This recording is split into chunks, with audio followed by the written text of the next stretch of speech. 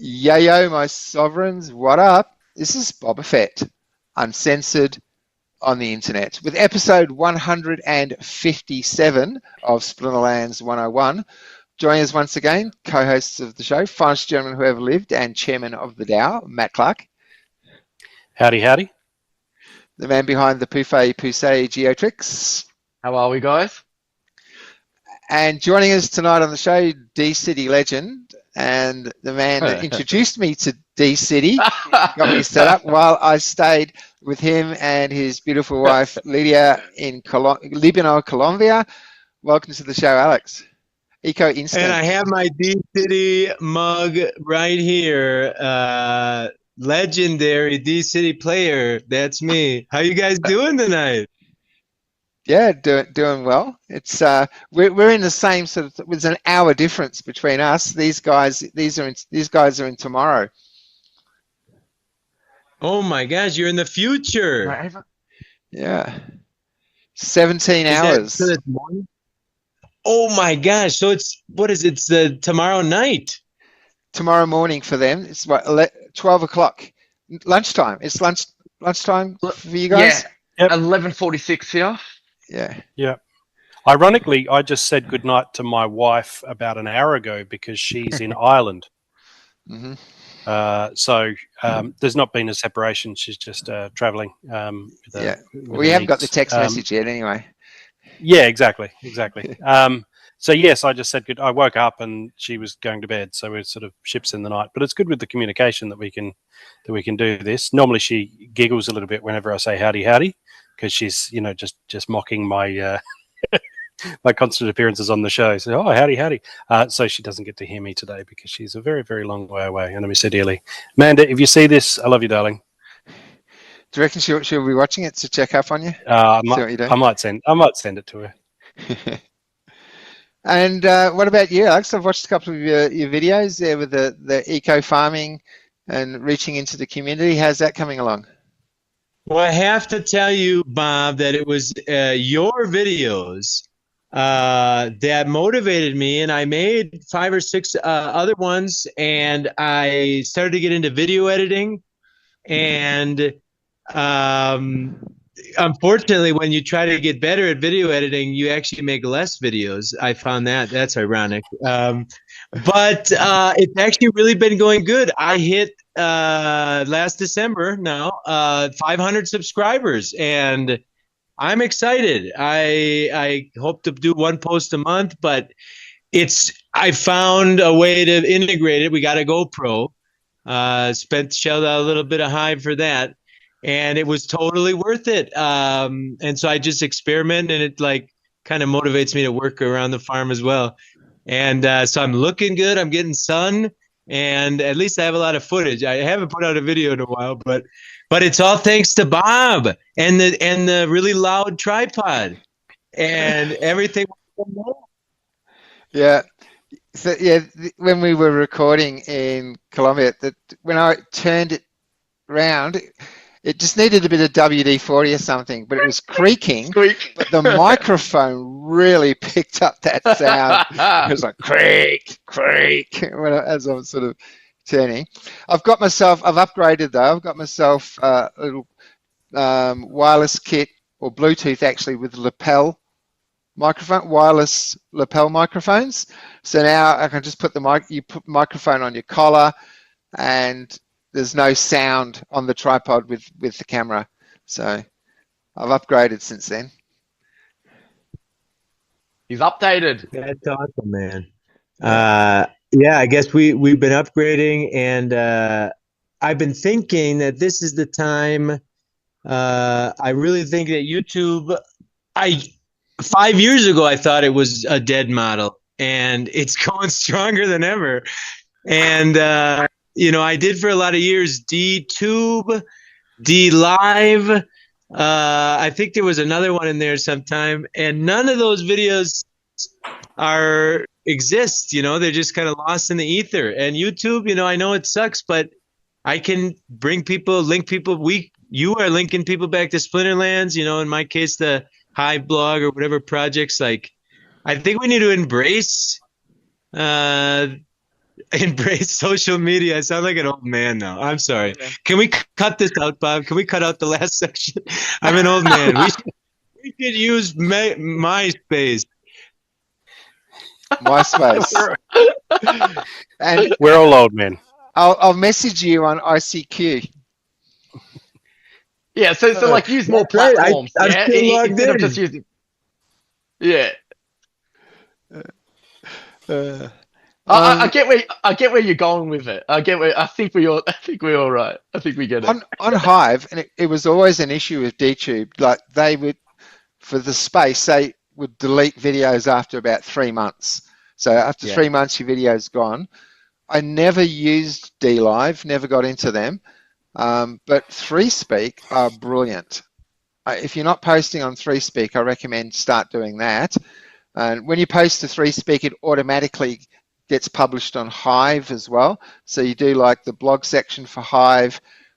When you're uploading your video onto 3Speak, puts it on Hive. Uploading is super quick, and every video I've ever made is still there. So 3Speak is good. I'd recommend you check that out if you're not using that already. And Do that's you double post? Are you double posting it, or I mean, there's got to be a way to get the maximum juice out of the squeeze, right? Well, I write my blog section in the Hive editor because then I can see it all. And once it's done, I copy and paste that, and then I just go to 3Speak. I upload my video, and there's a section there. I chuck in the blog section, and when it publishes on 3Speak, it also publishes on Hive.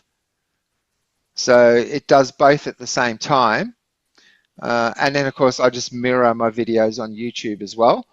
But my main focus is on the Hive ecosystem. So that's why I use 3Speak.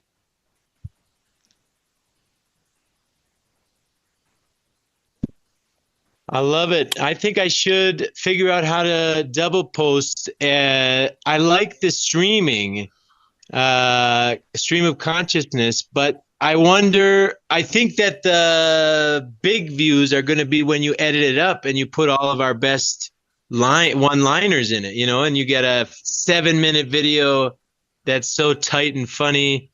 That's what's good for YouTube.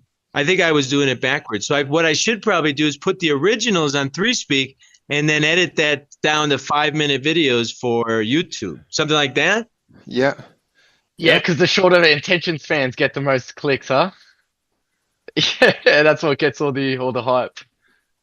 You could even do an even more concentrated, like 1 or 2 minute video for TikTok or something, purely to promote your YouTube channel. Yeah. So, okay, let's think about this. We are the marketing team for the Splinterlands 101 podcast. Yeah. And we want to get out to a broader audience, right? I mean, I've been thinking about Splinterlands a long time. There's still a lot of good energy. I'm excited about it. Survival mode. I don't know if you guys talked about that the last yeah. So I mean, I'm quite excited about it. Revival potions, all that stuff. But I think there is a bridge to gap, and I think that what you're doing here, Bob, is part of this. But what can we do? Well, how can I help you, Bob? Well, we're always open to ideas when it comes to the marketing. I mean, you've certainly done well in DCity, El Presidente, #1 in the income. My city's starting to grow a little bit. It's coming along. How are you feeling with it? Okay, so but has it been fun? First of all, has it been fun? Remember, I'll just remind everybody, I challenged Bob. Was it $1? I challenged Bob to put in like $1. It was 3 Hive, yeah, and Hive was about 30 Hive cents at that or time. something. Yeah, Yeah. that was my So, total and- investment. 3 Hive. Yeah, try to have fun with it. It's a game. I think people get in a way of the fun with the money aspect of it, which quickly becomes not so much fun if you're not into that. Look at you go, Bob. I'm seeing it. Okay, so you have 90 cents investment, and you've been playing this since you've been here. So what is it, 6 months now? I arrived in Mexico in February, so nearly a year, man. Oh my gosh. I know, it's crazy, huh? Nearly a Has year. it been worth 90 cents of fun? Well, I get daily. It goes up and down with the Hive price or the SIM price, but either anything from 0.001 to 0.003 Hive a day. I've got 2K SIM at the moment, but I've got a bunch of I usually sell my young citizens when I get about 10 of them. So I still claim my young citizen every day. And my next sort of milestone, I guess, is I want to break the 200. I want to get I've been. You have climbed the ranks, Bob. So you have been both selling and growing. Yeah. Nice. So, yeah, you're okay.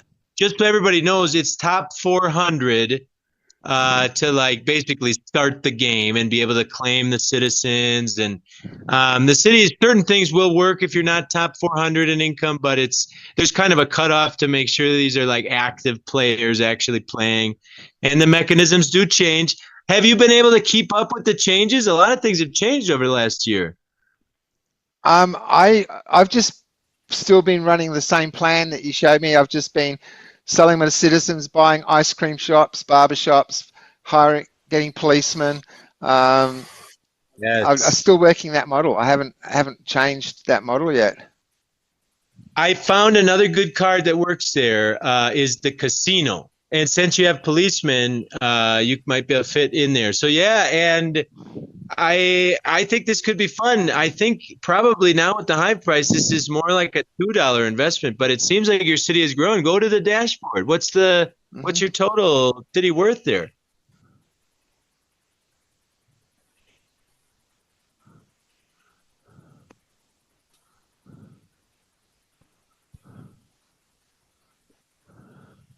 Yeah, there we go. Okay, so that is worth about 50 Hive or $30 based on the ask. Is that right? 329,000 Hive. Hold on a second. Bob, could you have made $30 from 90 cents? Is that possible?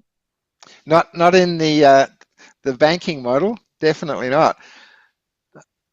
Yeah.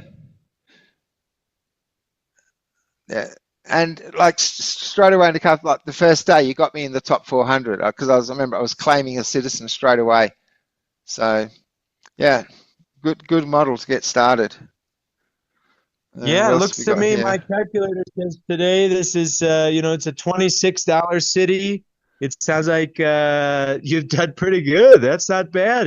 26x over 1 year. That's pretty impressive, actually. Wow. I wasn't, because the thing about DCity is it's a fourth dimensional game. Kind of like Splinterlands, although because there's more active gameplay, people notice it a little bit less. But these GameFi have a time dimension based on so many variables, market cycles, pricing cycles, addition cycles. And so there's these ups and downs of the gameplay, how rules change, nerfs and buffs.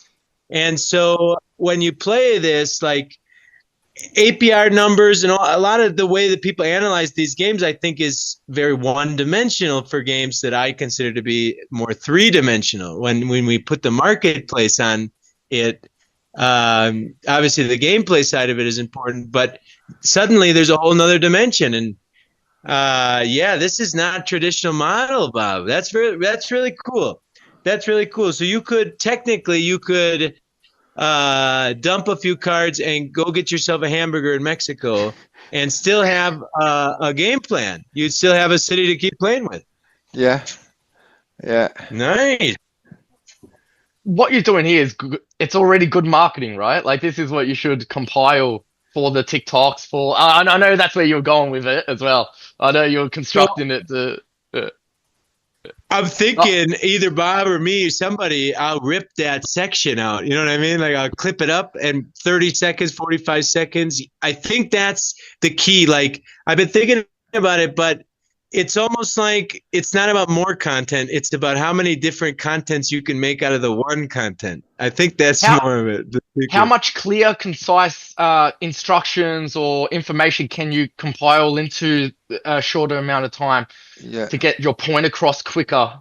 So with editing and everything else, if I'm spending 2 hours to make a 1 hour video, it's like, what else can that do for me? I've already done that work. What else can I do? And yeah, making short clips. Yeah. Maybe I've always avoided things like TikTok because like the whole short attention span thing. But if that's where the audience is, and I can spend 30 seconds saying, hey, check out my free speak video or check out my Hive account. Yeah. I think the goal is to try to gain the to get the audience who have the shorter attention spans and slowly revert them back into going into the longer form stuff, right? Yeah. I think that's the goal, is to reverse the process there. But I don't difficult. know. I think maybe it's a natural progression, or maybe it's a natural progression of things. Things are ramping up, things are speeding up, and maybe that's the goal now. I don't know. I think that's exactly right. I think that the same people are putting on 3-hour podcasts in their cars and sitting on the couch and watching 15-second clips. I feel like TikTok is a way, it's a different type of consuming, but I think it's a way that brands can start imprinting. Maybe there is some connection if it's a really good video, but I think anyways, if you can get some views, then when they see the longer form content, something in their brain says, I've seen this before. It's not just a random thing. I saw that logo, or I saw that crazy bearded guy before, or whatever it is. You're right. It's that quick snap attention. Like, it's just to get you homed in quickly. Yeah. That the long form cannot do. So they serve different purposes, but all ends up in the same sort of, it's a great way of looking at it. I mean, Free Speak do something called shorts as well, like YouTube shorts. But if we want to get people over here onto the platform, there's no point marketing on the platform. We need to be marketing on centralized platforms to sell the decentralized platform to get people over to our world. So as much as I don't like the concept of it, I think TikTok, because I never even had X or Twitter. I never had Twitter before. I only created Twitter to promote Splinterlands, my Splinterlands videos, my Splinterlands content.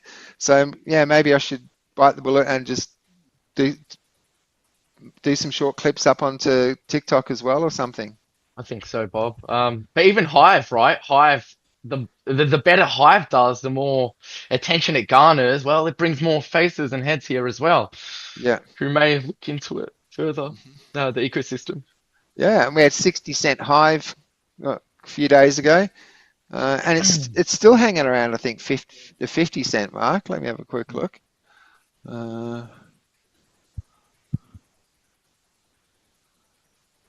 53 cents. So it's holding up there. It's not like it was a big pump and then a dump. So yeah, things are looking up for sure. So what ideas do you bring to the table to our marketing think tank here? Me? Yeah. Well, that's a great question. What's been on my mind recently, because I was tagged in the value plan post. So I've been thinking about value plan. I did get a couple $100, 600 maybe, and produced 30 short videos in Spanish, explaining. They're Hive branded, but they're not. There is one video, What is Hive? And I think one, What is Hive dollar? But they're only just Hive branded. It starts with what is blockchain? What is a dApp? What is a couple of more basic stuff. And I think everybody's kind of struggling with it. Obviously, somebody took notice of Hive recently because of the way the price has been acting. I think we got listed on some exchanges. It was I like where. It was on Binance listed Hive futures, so people could then start gambling with leveraged longs and shorts and the like. So we got a lot of degen attention. The other day there was $2 billion of activity of volume just on Hive, which is like, Oh my gosh. yeah, it's insane. Like so much more than our market cap. Just guys buying and selling and trying to take each other's money, I guess. So hopefully that continues. It's certainly getting some attention, and it's great that we've got more exposure through Binance. So yeah, that's what's going on there. Well, the thing about Hive is it is at the same time a meme coin that's been around for a long time. And underlying that, although not very well known, it actually has utility to the few in the world that know about it. But the fact that with all that movement, some percentage of it could actually be removed from an exchange to be used for its utility. To me, it just seems really bullish. You know, if these coins without any purpose can manage some of this stuff, it makes me hopeful. Additionally, did you guys see we were listed on Bitpanda, the only European exchange that complies with crypto laws? No, so I was thinking of something else. I was thinking of the gaming thing where we came second. So no, I don't know about Panda. Let me go find the post. You guys talk amongst yourselves. I'll be right back. All right. Yeah. So Yeah, I've heard. yeah, go on, Gio. No. Go. No, I was just jumping in with words because there was some silence. So Yeah, same. I was just going to spin up something as well. But It's funny. Eco's name is, I'm not sure if this is deliberate, but it's reminding me of a great YouTube clip, critical of minimum wage laws. So it's called Edgar the Exploiter, and it's really good. If you just go to YouTube, type in Edgar the Exploiter, and have a watch. So it's 7-8 minutes long, and it's just a really good teardown of minimum wage laws as a concept.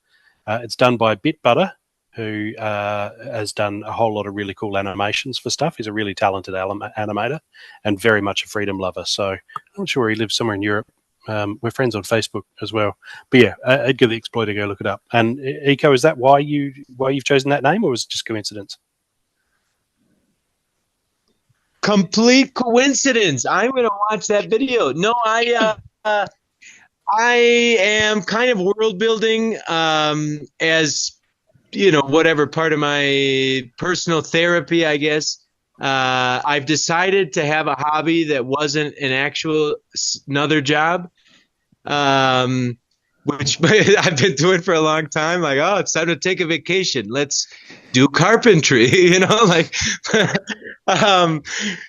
So I picked back up tabletop RPG type gaming that I had done back in the day, and started just kind of world building, and over the course of just a random week filled out like a notebook. And so I made an account and I talked to some friends, and maybe something will come of it. I got a cool plot line, but you know, it's a story. So I'm writing a story, and it's not totally connected to my account, but I got a new phone and I was able to keep the same number. But on it, I registered the account on Hive, Eco the Exploiter, who's it's not the main character. He's the big good guy. There's a big bad guy and a big good guy. So anyways, he's part of the mythos, Eco the Exploiter Wizard, which is a class in Dungeons and Dragons.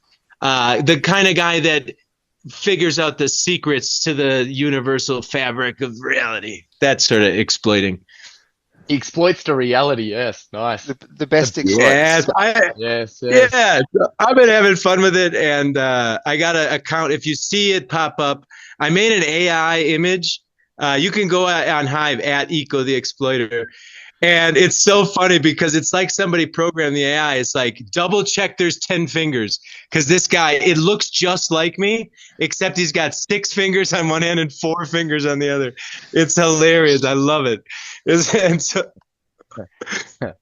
Drop a link into Discord, and I'll include it in the blog section of this post. And Matt, if you could drop your YouTube link in as well, and I'll make sure they go into the blog section of this post as well.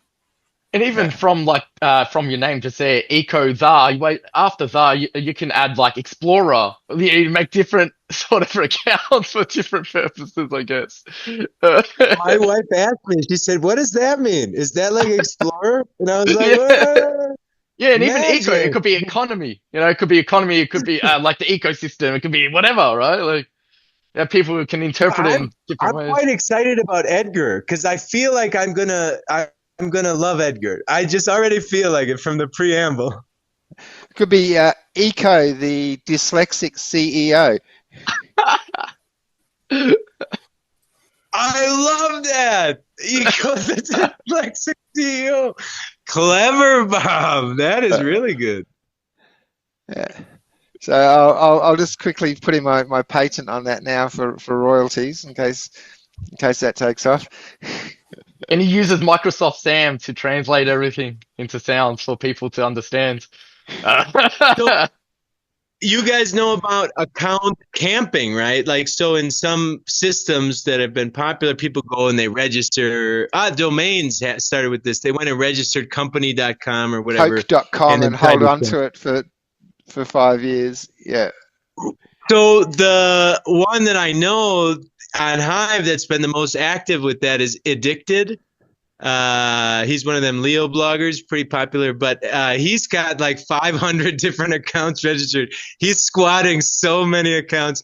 And I was just thinking, Bob, I would have to walk and turn on the computer. It would take me 10 minutes to register that account. If you registered it for 3 Hive, you could probably sell it to me for 5. I'll let you have that. I'll let you have that one. All right, and in the Zoom mandatory break that we have here on the free version, we got to talking a little bit about DCity, and Matt's got like a metropolis on there, but yeah, it's a little bit out of balance, isn't it, Matt? Yeah, it's not fantastic. It's been unattended by me for quite some time, so I've got stuff everywhere, and for a while there I was sending all my homeless people to my daughter's city, so she's got a city full of homeless folk. California. Basically, San Francisco. Although there's a lot of celebrities homeless in LA at the moment. They're with all those fires going on. True. Something we know a lot about in Australia is the annual bushfires. Yes. Devastating. I'm very confident they won't be sleeping on the streets though, those folks. Except those that had blue tents, they'd be fine. Yeah, exactly. Okay. So the looters should be going checking cellars. Well, what you're talking about, you have dead bodies are piled up in your city. Go ahead, get into the dashboard. Dead bodies are piled up. Oh my God! I'm seeing the dead bodies. Okay, so scroll down to the D's, and we'll find. Can I combine the dead bodies into like a big? Sorry, where am I going to? Down to dead bodies. You could start a necromancer club. Let's see how many. Yeah, let's see how many dead bodies you got in your. Oh, we passed them. Where are they? Go back. Place to be, Matt City. Dead citizen. Here you go. 161. So I just send them all to Evelyn. Yeah. Well, hold on. The proper thing to do would be to combine them. So let's go to combine. Now, let's see if you have the ingredients. You may have some advanced prayers. We're looking at bones. Go up a little bit. Bones. We passed it. Here we go. There it is. 0 bones. But it looks like, open that drop-down arrow next on the right side of bones there, all the way on the right. You have no prayers. No prayer, Matt.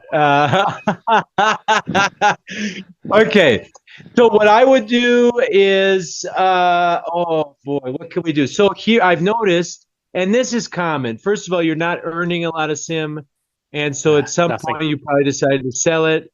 But we have a problem, and we cannot use the market to get out of it right now.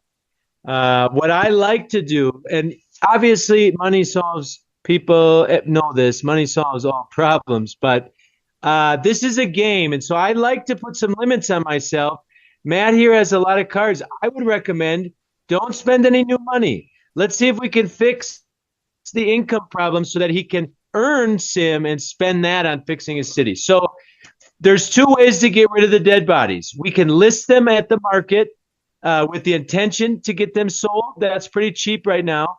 Or we could list them high so that they just disappear and nobody would buy them. We can take care of them later when we can buy a prayer. Or you could dump them on your daughter. If I just dump them on my daughter, that works for me. Perfect. Let's start there. Let's get rid of those dead bodies. I bet your city's going to be a lot more popular without all them dead corpses piled up. The homeless people at Evelyn City can deal with it.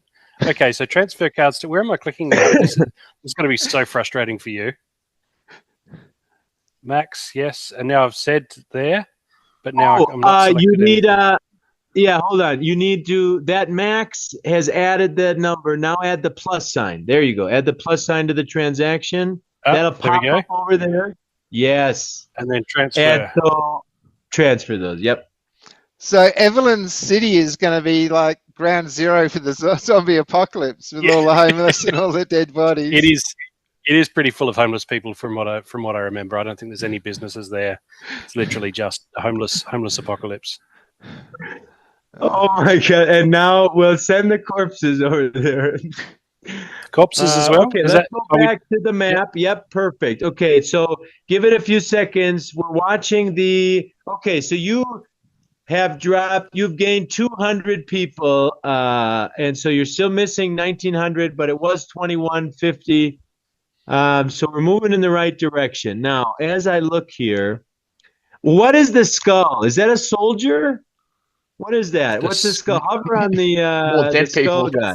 That's the dead people. Maybe it hasn't refreshed yet. Let me just refresh. That's exactly right. That is exactly right. Okay. And you're not getting tax rebates, although I see some tax rebate cards. What is going on? Well, all the skulls are gone. What's that? All the skulls are gone now, so that transfers. They're happened. gone. Perfect. You've really given him a lot to work with here. The number I'm working with is the key number we're going to want to try to balance is that red 1910. If you hover on that, that is the unemployed, I believe. No, the other way. This is people to hire. You have jobs, but not enough people. Okay, go back to the dashboard and let's check on the students in debt. Go to the student in debt tab. It's up on transfer, combine, decombine, claim, prevention, student debt. There it is. Oh, okay. So, this costs money. Okay. Go to the market, Matt. Go to the market. We're going to the market. We're going to dump something. Let's see what we can dump. We need to pay the debt. What are you thinking, Bob? While Matt scrolls through these pages for me. Okay, so what we're looking for on the left-hand side, this is all cards. But on the left-hand side, when there's a card you have, it's going to say under the name how many you have. Go to the filter, owned only, on the left bottom. Filters, owned only. Yes. Okay, this is what we have to dump. What is a good price? Those airports. Look at the airport. Yep. 20 workers each. Okay, that's a good one. Add that to the top. Do the plus of the airport on the right. Yep. Keep scrolling. We'll load up some that we could dump. Art gallery, not a lot of workers. Keep going. How many workers in a bank? 20. I don't like. Yeah, add the bank. We won't dump them, but we will list a few. That'll help. And we can maybe get a better price for them. It looks like somebody bought all the banks recently. Let's keep going down. Yeah, go to the next page. There's another page, is there? There we go. Card, page 1 of 10. There you go. Yep. Yeah. Very good. Let's. Oh, yeah. No, that one's okay. We're looking for ones with higher bid prices. Look at that cinema. And the circus as well. Both of those very high worker, more worker. In fact, we're looking. I recommend to Bob ice cream because they have high income and popularity, low workers. These first edition cards, a lot of them have high workers and low and relatively low. They actually do have high income, but they also have very high workers. So add both of those, and let's dump a few. Let's go into the airport tab up at the top. Click on that. Perfect. Now I see that there on the left-hand side, there's a bid. Let's scroll. There's one bid at 1107. I think that's a good price. I would take that. Scroll down and see what the next guy's offering. Because this first guy only has one bid. Jelly has 19 at 1106. Yeah, okay. So let's sell all 13 at 1106. You're going to go to the ask menu. Yep. Sell 13 cards for 1106. You're on the wrong side. Yeah, that's buying, Matt. Okay. Right-hand side. Yeah. This is real-time action. Real-time market action. Fill in those boxes. Sell 13 cards for 1106. Yeah? Yep. This is right. I think we're going to be able to pay about 30 or 40 student debts with that money. So that'll be great. And we'll get that right in the account in 6 seconds. Just go to Lovely. the cart tab in the top right, Matt. Top right. Other right. Yeah. Oh, yeah. And then accept? Yeah. There we go. I got the keychain pop up. Success. And now click back on the all cards in the middle row. Yeah, all cards just right there. Yeah. That's back where you were. Right. So should I go to page 3 then? We've got 10 pages. Circus. Yeah, well, I think we should. Let's sell a couple of let's list a couple of banks and then let's check our city again. All right. 1851, 1820. No, that's a bid. I don't want to dump the bank. I would rather look at how the lowest ask price, if you scroll down, the lowest ask price is on the right-hand side, Matt. Ask. Manual? No, yeah. Why can't I down. see the ask prices? Asks are here. Page 1 of 12. Can you minimize? Can you control minus? Let me try control minus. Yeah, I've done control minus, but it's not. There it is. Do you see that the Forsaken Sushi? Yeah, but we're on page 3 there. I will mention if you go back to page 1 of the banks, I will mention I'm working on a little side project with a couple of players to build a mobile-friendly market. This market is fantastic, but it's got way too much. You have to be on a flat screen TV to really do it. Okay, so the cheapest bank available is at 9,000, and the last price was 3,000. I think we should list 10 of your banks at 4,000, which is quite a bit lower than the lowest right now, but it's still higher than the bank last sold for. And if we sell, and then we'll get those out of the city onto the market. The market is a smart contract kind of thing. It doesn't. The card will not affect your city while it's floating there, even if you don't sell it. Click on the Ask Auto tab, Matt, in the middle one. Yeah. Oh, yeah. It's more user-friendly. There it is. Yeah. I got to move Bob's head around and Matt's head around because I cover parts of the screen. So that looks good. Yeah, do 10 of them though, I think. Or I don't know, 6 maybe. I like round numbers. You pick a number that's bigger than 2. 10's fine. Do that. 10's good. And then we'll go to cart and accept. Perfect. And then let's do similar with cinema. Let's see if we could sell half of those. Let's see what the bid is. Cinema and circus at the top. Yeah. 714 and 1950. I feel like What was the last price on the market? About 2,000? Yeah, so that's about right. So you could undercut Dara. You could do 1933. It looks like there have been sales. None today, but 14,000 in since it began. Okay, that's not the most useful data market. Okay, perfect. Yeah. You know how to underbid. You know numerologies.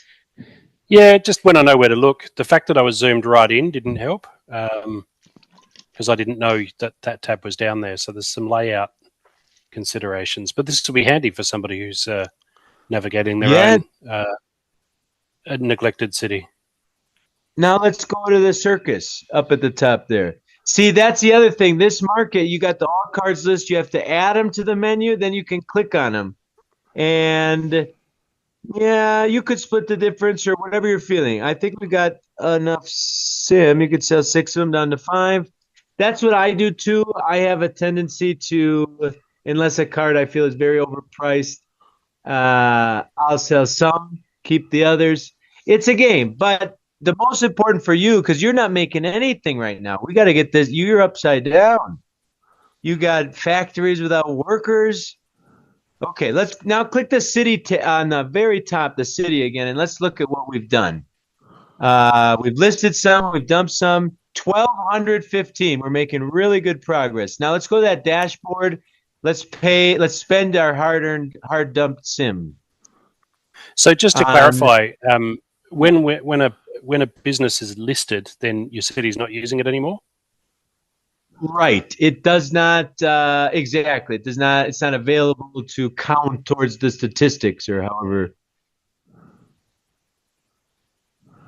And so you'll notice on some of the markets, yeah. Now it's a 50 at a time, so you'll do max plus, and that'll add it to the transaction. Yep. Yeah. And then what does it say there? Oh, we're going to need to lower the number. Okay, do 40. Yeah, it says 1750. We don't quite have that much yet. So let's do 40 instead. I think you could change the number there or do that. Yep. Yeah, 14,000. There you go. Okay, this is a lottery. The students, so young citizens become students become indebted, and we pay the debt as a lottery. Probably the worst is a homeless person, but there are lawyers and professors and tax collectors and nurses and all sorts of special cards with policemen, economists, even eco-activists. Boom. What do we got here? You got a tax collector. That is the most valuable card, or citizen card in the game right now, that tax collector. Nice. Yeah. Okay. You got a really good role. The lawyer is also very good. Very good. A lot of eco-activists. Those are double. Very cool, man. Very cool. Okay, so let's go back to the city. How are we doing? Are we under 1,000 job postings yet? Not quite. We might just need to refresh because it only just happened. So what are we? 11:39. No, it's still okay. So that did pick it up, I reckon. So still a ways to go. Still a ways to go. Okay, now let's go to the dashboard. I'm noticing you have, I think, some education buildings. Those are notorious for having a lot of workers, very low income. Let's look in the dashboard, see how many universities, research labs, or schools are probably the ones to keep. Let's look in the dashboard you can, in the top right, you can actually go in the search tab, type uni, and then that'll pop up, or we can look through the full list. But there you go, 14 workers each. So that's going to be 98. Let's type in research in the search tab. Let's pull up the research. 8 times, yeah, if we prune these down. Let's go back to the market. Let's go to look for research center and university. We're getting there. We're getting there.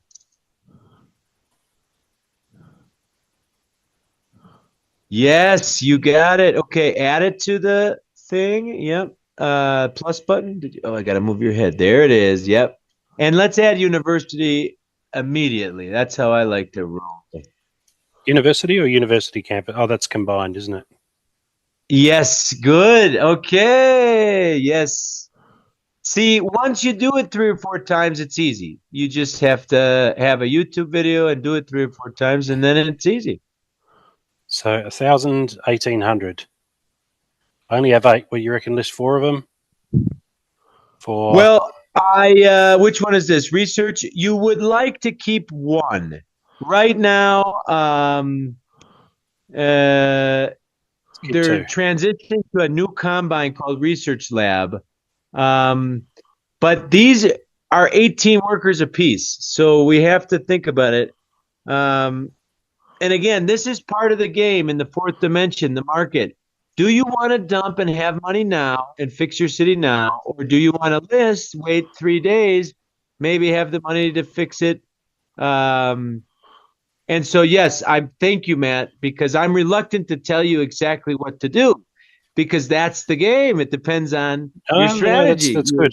My plan was always grab the alpha cards and then sit on them for a few years and then flog them off for 10x. So that's okay. I don't mind because it's already been a few years and I'm not sure if it's 10x or not, but it's time to sell and get this thing back into profit.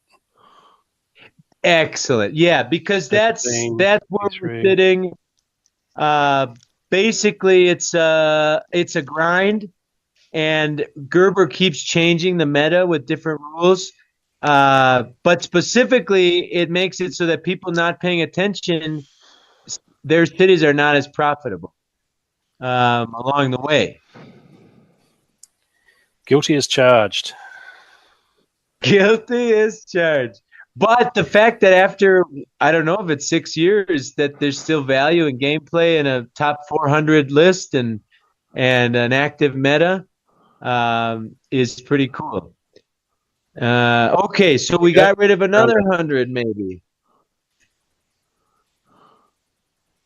So this is the strategy I would take. We may be, this city might be a bigger task than we can handle, but we would want to go through. I see some stadiums maybe.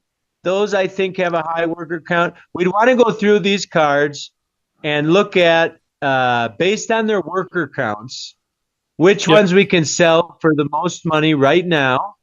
And we would like to get that 994 ever closer.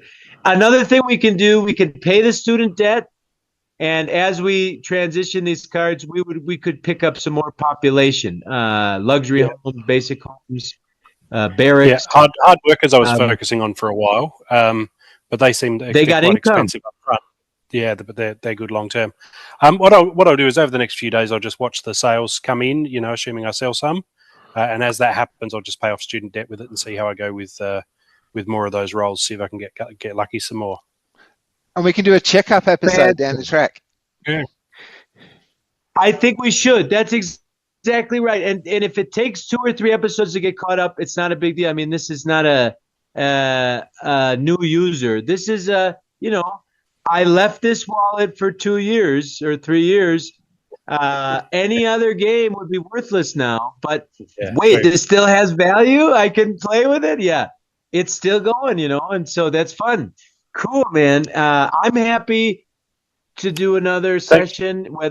Thanks for your help, mate. I really appreciate it because that's you clearly know exactly what you're talking about with this. With navigating around and knowing what to do and all of that. And for me, sometimes it's just too big, and you're like, I'll deal with that some other day, and it just never comes up. So you just sit there on the big red 100% tax and just think, I'll see what happens. So it's nice to get a bit of momentum, a bit more of an understanding, and let's see. We'll check in again in a week or two, and I'll see if I can get that number down substantially.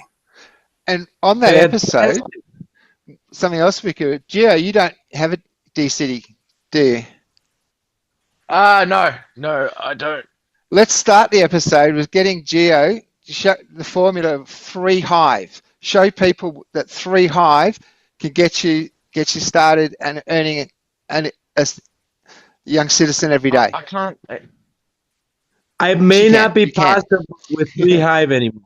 It may not be possible. Oh, yeah. I would like to say 5 Hive, Yeah. and we can figure that's less than $3. Could we do that? I think I could. I'm up for the challenge. Yeah, I forgot when we got started, Hive was like a lot lower than it is now. Yeah. Yeah. Now Sim is a little bit lower, but those forces balance. So like when Sim gets expensive in Hive terms, the price of the buildings go down in Sim, but when Sim gets cheaper, the price of the buildings go up in Sim. So there's an extra level in there, and it's part of the game. But yeah, if that's interesting to anyone, I enjoy the heck out of talking about these little tokens. So whenever you want to do that, I'd love that. I mean, this all supports the Hive ecosystem. You know, it's all. You know, what we're trying to share. We want people to find out about Splinterlands, you know, and there's audiences that we can reach.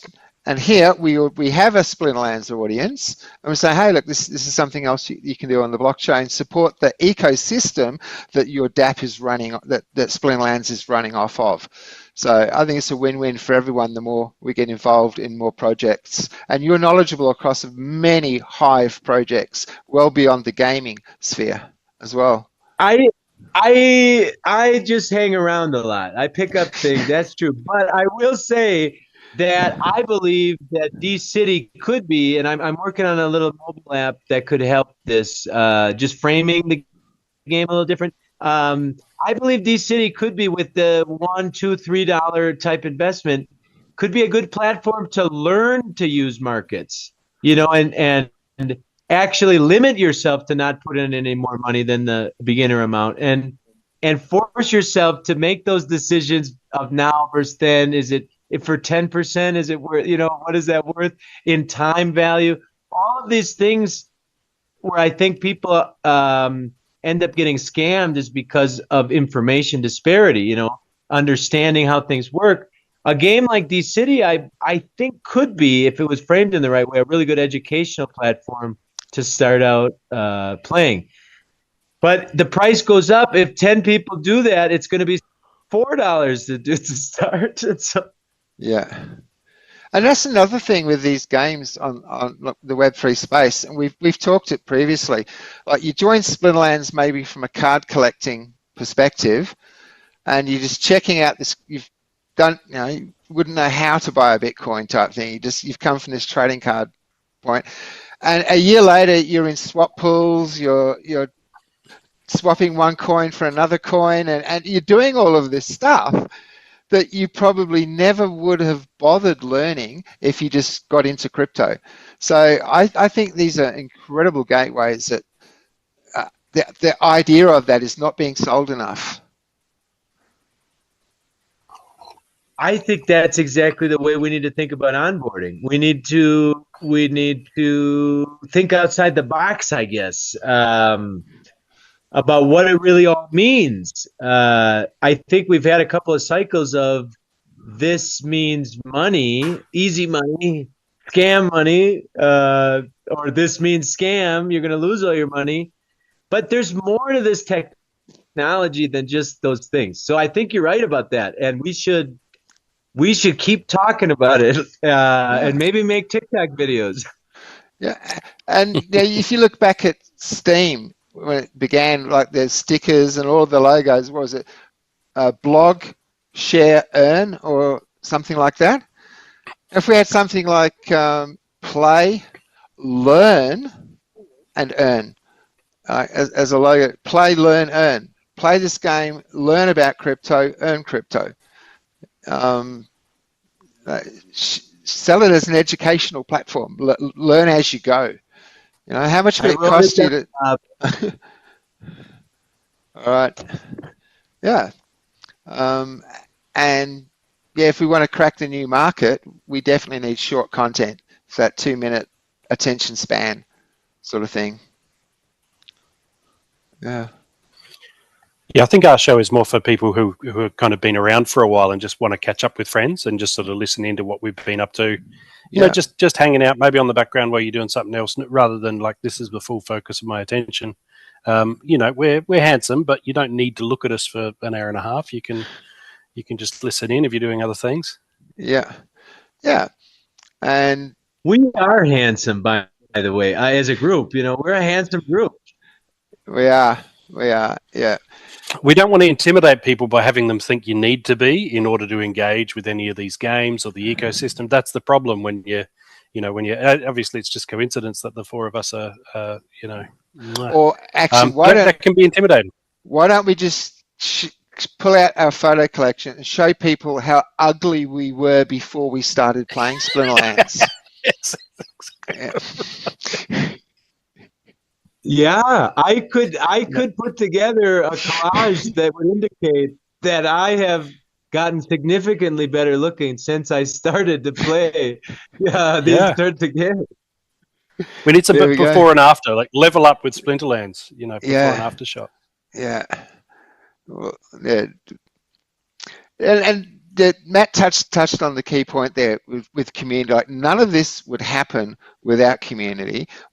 We wouldn't be able to share ideas, share information.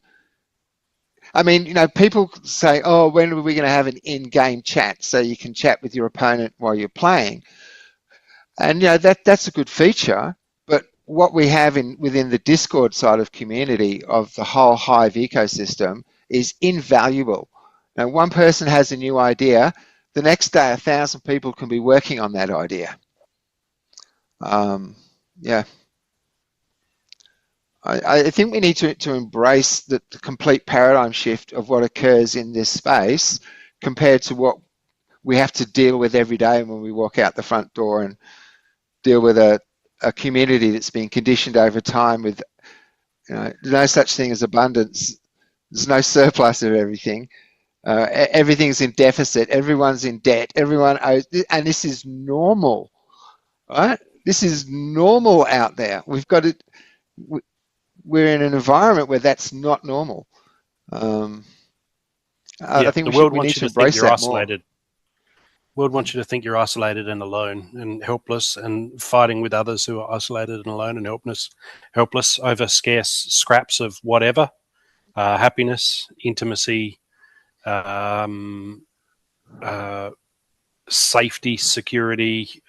Your security has to come at his expense. There is very much a scarcity mindset going on, and there's a skepticism there too, like you said, of this has to be gambling, right? If I throw money in, then I have to get out less than I've put in, and all of that. And it's really not. Like, money is valuable because when two people trade using money, they both get wealthier, right? That's what actually happens, and that's what gives money its value. Now, fiat dollars, they've been inflated to death, and there's bad people in charge of printing them and distributing them, which is a problem. But that's not a problem with the concept of money. That's just the current execution of money. That's the problem. So it is quite possible for a group of people to get together and all of them transact and all of them get wealthier. And that's literally what we're doing in Splinterlands, right? So this is about pulling a big community together, enjoying it, playing it, having fun, attracting more people. We hit a critical mass and this thing's just going to explode. There'll be people all around the world going, this is great. I can play a trading card game and I actually get to own my assets. And trading card game players are hoarders. They got boxes, and mum's like, hey, you got to clean out the garage. And they're like, oh, but I can't. They mean too much to me. They're too important to me, right? And so they're hoarders. They're not like real trading card game players aren't going, oh, I got to watch the markets. Oh, this is up 3%. Let's sell. Like they're not looking for that. They're looking to accumulate. Just because that's who they are. That's what they want to be. So, I just feel like when we attract that critical mass, we get when the degens are only a very small proportion of our player base, and most players are actually just actual trading card game players who just want the satisfaction of knowing that their cards are their own. That's when things really, really get interesting, and that's when the prices get pushed up and stay up. Because there's no one looking for that exact right moment to sell. Because why would I sell? I'm just going to hang on to them. What am I going to sell it for? Fiat? Mm-hmm. Yeah.